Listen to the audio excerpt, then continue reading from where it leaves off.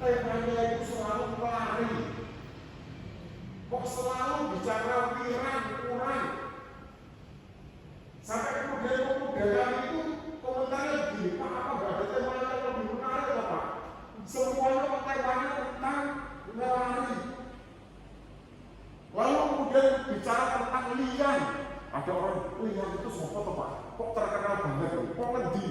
Dikiranya lian itu nama orang. Oh, Jawa saya arahnya bahasa Jawa gitu ya. Bertanya, Pak Majelis, saya tanya, Pak lian itu siapa? Padahal anak Jawa, majelis gereja tanya, lian itu mau ngendi, Pak? Lian itu orang lain. Bahwa GKSBS itu dalam tahun yang lalu mencoba untuk menggali kembali nilai-nilai kita, nilai-nilai kesejarah kita yang harapannya ini menjadi nilai yang kemudian menyemangati kita, bahwa kita adalah manusia terjuang, orang yang lari. Bagaimana kemudian dulu sesepuh-sesepuh gereja kita untuk bisa berhimpun menjadi sebuah persekutuan yang terdiri dari beberapa jiwa itu harus berjalan jauh dari tempat satu ke tempat yang lain, dari berbagai pemukiman transmigrasi, harus menemukan orang yang kemudian ketika mereka datang, kalau salamnya tidak assalamualaikum, maka mereka kemudian akan bertanya, kok jenengan bukan salamnya assalamualaikum? Nama salamnya kita itu tidak Kristen dari saking jauh ini. Ternyata pengalaman seperti itu hanya diteni.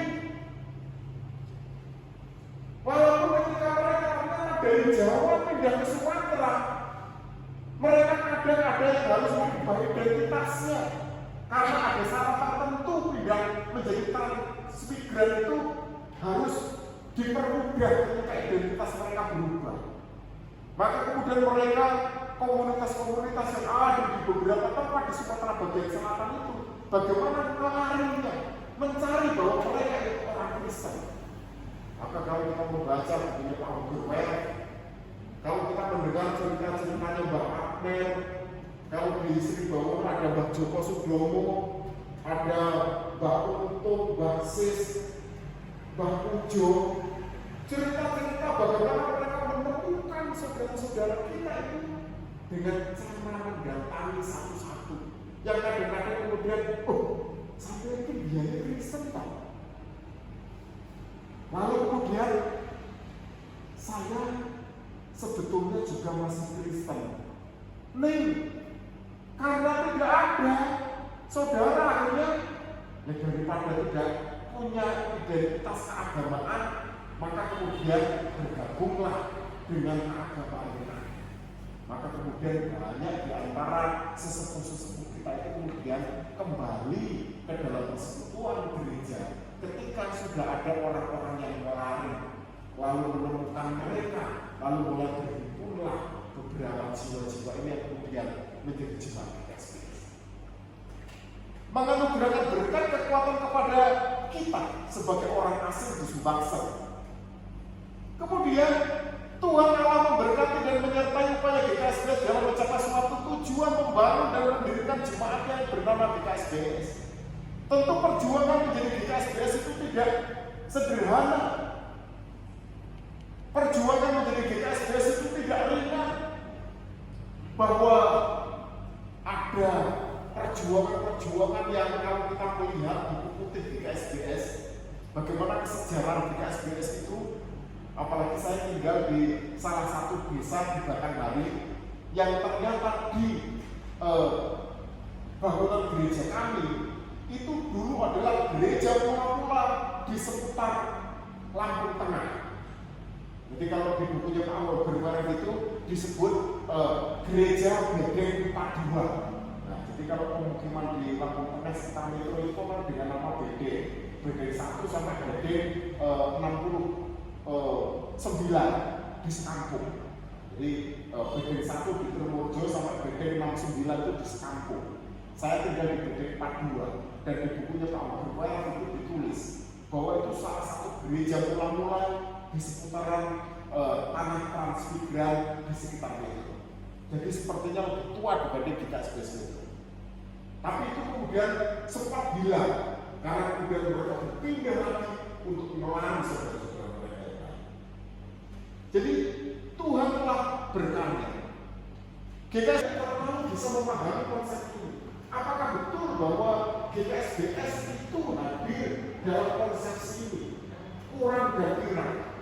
Jadi Bapak itu secara kesejarahan bahwa ternyata para transmigran dan orang-orang yang kolonisasi tahun 1905, orang-orang yang dari Jawa pindah ke Sumatera itu adalah orang-orang yang di daerahnya di Jawa itu adalah orang-orang yang secara ekonomi itu bukan orang-orang yang berkecukupan. Maka kalau orang-orang yang berkecukupan nggak mungkin kemudian akan mau pindah ke Sumatera yang bayangan mereka itu bukan belantara. Maka Bapak Ibu kalau bertemu dengan saudara-saudara di Jawa kan bayangan mereka bahwa Lampung, Sumatera Selatan, Bengkulu, Jambi ini masih hutan. Bagi mereka yang belum pernah ke Sumatera, ya. Ketika kemudian ada saudara saya dari Banyumas datang dan mereka baru sekali ke tempat kami, mereka itu gumun. Ternyata Lampung itu pada baik ya, pada baik kayak Belenyong Banyumas ya. Bapak saya dari Banyumas. Ternyata Lampung itu pada baik kayak Belenyong yang Pati Keraja. Bapak saya dari Pati Keraja Banyumas. Mereka itu bayangkan bahwa Sumatera, Lampung itu adalah masih banyak hutan belantara. Ternyata ketika mereka baru sekali, jadi baru tahun lalu kami ada saudara dari Banyumas datang. Mereka itu bayangannya Lampung itu masih banyak hutan. Menakutkan bayangan mereka. Ternyata ketika mereka datang ke Lampung, ternyata orang beda, pada baik. Jadi itu yang mereka. Yang kedua bahwa mereka orang-orang yang tiram. Karena kemiskinannya, mereka orang-orang yang kemudian secara status sosial itu tidak bangga dengan kehidupan mereka. Maka orang-orang yang mau bertransmigrasi itu adalah orang-orang yang sebetulnya ingin memperbaiki hidupnya karena dengan kekurangannya itu mereka mau.